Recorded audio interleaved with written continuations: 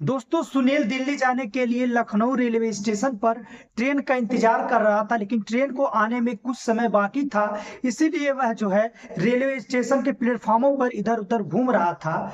Railway station पर दोस्तों आप देखते होंगे बेंच बनाया रहता है, जहां पर यात्री जो है बैठते हैं, विश्राम करते हैं और अपनी ट्रेन का इंतजार करते हैं।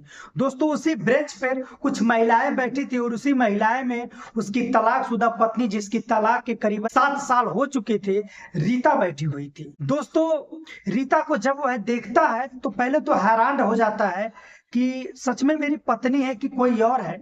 उसे लगता नहीं है कि वो मेरी पत्नी है, लेकिन जैसे जैसे वो नजदीक जाता है उसे यकीन हो जाता है कि वही मेरी पत्नी रीता बैठी हुई है। दोस्तों, इसलिए उसे यकीन नहीं होता है कि वो जो है एक बेसहाया औरत, जो कि एक सस्ती साड़ी में पहनकर बैठी हुई थी और दिखने में भी बहुत ही ऐसी लग रही थी, उसको ऊपर जो है दुखों का पहाड़ टूट पड़ा।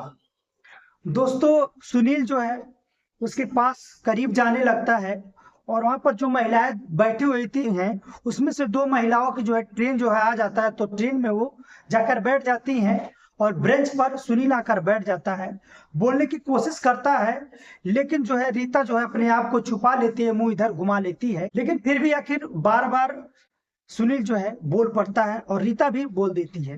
दोस्तों, सुनील कहता है, और बताओ तुम्हारे हाल कैसे हैं, इतने दिन के बाद मिल रही हो और मैं तुम्हें पहचान रहा हूं, तुम्हें छुपाने की जरूरत नहीं है। दोस्तों, रीता भी कहती है, और आप बताइए आप कैसे, आपके हाल चाल क्या है। सुनील कहता है, हमारे भी अच्छे खासे हाल हैं, तुम बताओ तुम कैसी हो, और इतनी कमजोर, इतनी हालत तुम्हारी इतनी बुरी हो गई है, आखिर इस हालत में तुम कैसे हो। दोस्तों, वो कहते हैं, मेरी हालत मत पूछे तो ही अच्छा है, तुम आपसे क्या मतलब है, आपसे अब क्या मतलब है, अब हम आपके खोते कौन हैं। हाँ, जब थे तो आप पूछ रहे थे या नहीं पूछ रहे थे, हमें कोई आपत्ति नहीं थी, लेकिन अब हम आपके कौन हैं जो आप हमें पूछ रहे हो। वो कहता है, देखो नाराज मत हो, मुझे ऐसा लगा कि तुम्हारे ऊपर दुखों का पहाड़ टूट पड़ा है, इसीलिए मैं पूछना चाहता हूँ, क्योंकि तुम जो है बहुत ही दिखने में भी कमजोर हो गई हो, जैसे लगता है तुम्हारे अंदर कोई बीमारी है, तुम्हें किसी चीज की टेंशन है, आखिर बताओ क्या है। दोस्तों, रीता जो है कहती है, मत पूछो मेरी हालात कैसे हैं कैसे नहीं, और आप बताओ आपके घर में सब कैसे हैं। दिल कहता है, सब बढ़िया है, माँ थी, आज 6 महीने हो चुके माँ को गुजरे हुए। जब इतनी बात रीता सुनती है तो उसे बहुत ज्यादा दुख होता है, क्योंकि उसकी सास नहीं, उसकी माँ जैसी थी वो। सुनील की माँ वो बहुत ज्यादा मानती थी रीता को, रीता भी सुनील की माँ को बहुत ज्यादा मानती। दोस्तों, दोनों में हाल चाल होते हैं, तभी जो है ट्रेन जो है दिल्ली के लिए आ जाती है, और दोनों जो है चालू का ही टिकट लिए रहते हैं, इसलिए चालू वाले डब्बे में जाकर एक सीट पे दोनों साथ में ही बैठ जाते हैं। दोस्तों, बैठने के बाद कुछ समय तो उन दोनों आराम से बैठे रहते हैं, कुछ ऐसे ही बातचीत करते हैं। उसके बाद थोड़ा समय हो जाता है, रीता जो है अपने घर से पूरी और सब्जी बनाकर लाई थी, इसीलिए वह जो है खाने लगती है। खाने लगती है तो पूछती है, लो आप भी खा लो, आपको भी भूख लगी होगी। सुनील जो है साफ मना कर देता, नहीं मुझे नहीं खाना, मैं मतलब घर से खा के आया था, मुझे नहीं खाना है। दोस्तों, मना कर देता है सुनील। तभी रीता बोल पड़ती है कि आपको तो कुछ और ही चाहिए, आप खाना कम ही खाते होंगे, ज्यादा कुछ और लेते होंगे। दोस्तों, सुनील जो है समझ जाता है मेरी पत्नी किस चीज की इशारा कर रही है, लेकिन वह कहता है, देखो रीता, अब मैं बहुत बदल चुका हूँ, मैं शराब को लेना तो बहुत दूर की बात है, मैं देखना भी पसंद नहीं करता, उसकी महक नहीं मेरे को बर्दाश्त होती, लेना तो दूर की बात है। दोस्तों, रीता हंसने लगती है, कहती है, अरे आपको, आपका तो वो जान था, आपका जहान था, और आप ऐसे हर बात कर रहे हैं, मुझे तो यकीन नहीं हो रहा है।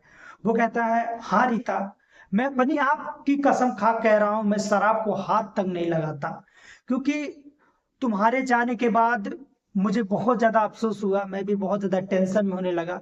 मुझे यकीन हुआ कि तुम्हारे जाने की कमी जो है मेरे शरीर को काटने लगी, और मुझे उस चीज को छोड़ना था, मैंने ठान लिया कि मैं अब जो है छोड़ूंगा। दोस्तों, रीता और सुनील में ये तलाक जो है दारू और जुआ के कारण ही हुआ था, क्योंकि सुनील जो है जुआ खेलता था और उससे पैसे जीतता था, हारता था, और उसी से जो है दारू पीता था और अपने दोस्तों के साथ अपना मौज मस्ती करता था। उसे परिवार से कुछ भी मतलब नहीं था, एक नशेड़ी बंदा था। लेकिन सुनील जो है, दोस्तों, उसको विश्वास नहीं होता है रीता को, लेकिन सुनील जब बार बार कस्में खाने लगता है, यकीन दिलाने लगता है, तो रीता को जो है विश्वास होने लगता है। फिर जो है सुनील जो है 2-3 पूड़ी जो है रीता के साथ में खाता है। खाने के बाद सुनील रीता से पूछता है, आखिर दिल्ली तुम किस काम के लिए दिल्ली जा रही हो? रीता कहती है कि क्या बताऊं, मेरी 6 साल की बेटी है जिसका तबीयत जो है इतनी समय काफी ज्यादा बिगड़ गया है। अब तो फिलहाल ठीक है, लेकिन 2 दिन पहले उसका तबीयत बहुत ज्यादा गंभीर हो गया था, जिसकी वजह से मुझे मिलने जो है दिल्ली जाना पड़ रहा है। वहाँ मेरा बड़े भाई रहते हैं, वो ही पाल पोस रहे हैं, उसे बड़ा कर रहे हैं, का अच्छे स्कूल में उसकी नाम जो है लिखा रहे हैं, पढ़ रही है अच्छे खासे, लेकिन उसका तबीयत जो है खराब है। अब तो ठीक है। दोस्तों जब इतनी बात सुनता है सुनील जो है तो कहता है, क्या तुम्हारी शादी हो चुकी है? रीता कहती है, नहीं।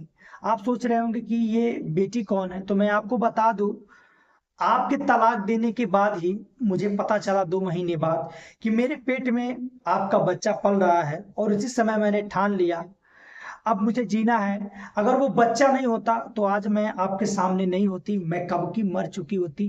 लेकिन आज अगर मैं जी रही हूँ तो अपने बच्चे के लिए ही जी रही हूँ। दोस्तों जब इतनी बात सुनील सुनता है तो सुनील को घबराहट होने लगता है और इतना पछतावा होता है, अपने आप से उसके आंखों से जो है आंसू टपकने लगते हैं, और सुनील जो है रोने लगता है। कहता है, मैं कितना बड़ा पापी हूं, मैं कितना पाप किया हूं, भगवान मुझे पता नहीं माफ करेगा कि नहीं करेगा, लेकिन मैं तुम्हारे आगे हाथ जोड़ रहा हूं।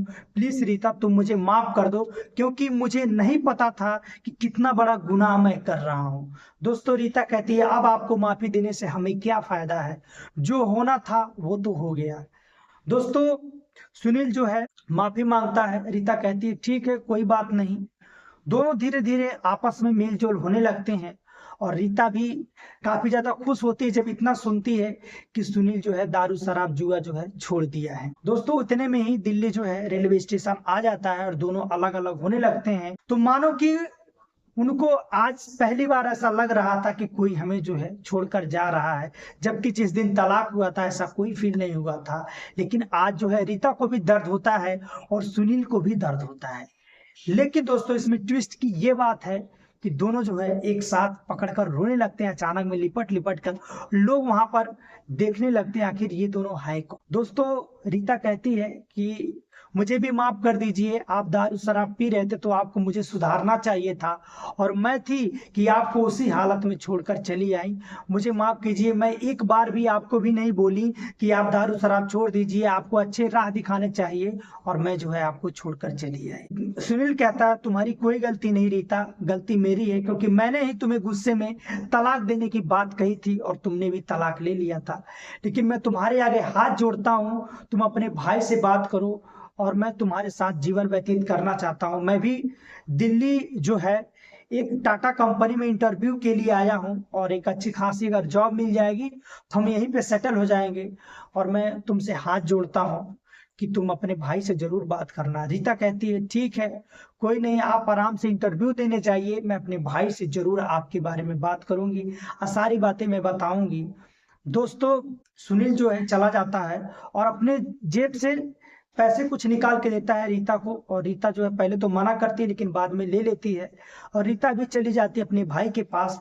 अपने भाई के जाने के पास जो है सारी बातें जो है अपने भाई को बताती है। पहले तो उसका भाई काफी ज्यादा गुस्सा होता है, लेकिन उसके बाद जो है उसको भी समझ आता है कि सुनील जो है सुधर चुका है। वो मिलने के लिए कह देता है, कहता है कि ठीक है सुनील को बुलाओ, हम तुम्हारी शादी करवाएं। दोस्तों सुनील आता है। जैसे सुनील अगले दिन आता है तो रीता के भाई के पांव को पकड़कर रोने लगता है और बिलखने लगता है, और कहता है, भैया मुझे माफ कर दो, मैंने बहुत बड़ा भूल कर दिया अपनी जिंदगी में, मुझे ऐसा नहीं करनी चाहिए था, लेकिन मैं क्या करूं, मुझे माफ कर दीजिए। सुनील जो है माफी मांग लेता है रीता के बड़े भाई के साथ, और वो जो है माफ कर देते हैं। कहते हैं कि जब तुम दोनों राजी हो, तुम दोनों को कोई आपत्ति नहीं है, तो मैं कौन होता हूँ रोकने वाला।